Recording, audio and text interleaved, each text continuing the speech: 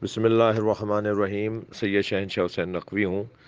आज मुझे इस्लाम आबाद में मरकज़ी इमाम बारगाह में खमसे की चौथी मजलिस से ख़िताब करना था। हमने दो मजलिसों से ख़िताब किया और एक मजलिस हमें नहीं पढ़ने दी गई, और आज भी मजलिस हमें नहीं पढ़ने दी गई, बल्कि मुझे एक जगह मेहमान लेकर आ गए, और मैं अभी भी इस्लामाबाद से कई घंटे के फ़ासले पर एक जगह मेहमान हूँ। कोई बेहतरामी, कोई वो नहीं, बल्कि बहुत ही एहतराम के साथ कुछ हमने अपनी कौमी मसाइल और कुछ मुतालबात इनके सामने रखे हैं।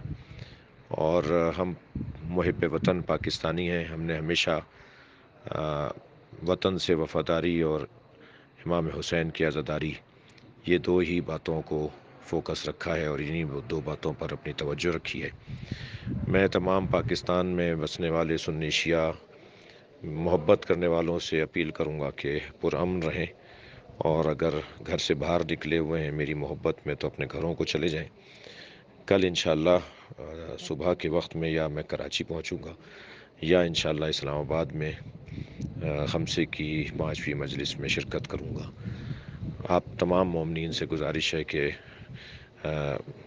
मेरी खैरियत से आगाही पाते हुए पाकिस्तान की सालमियत के लिए और मुहिब्बान अहले बैत की उमूर की बेहतरी के लिए अल्लाह की बारगाह में दुआ फरमाएँ।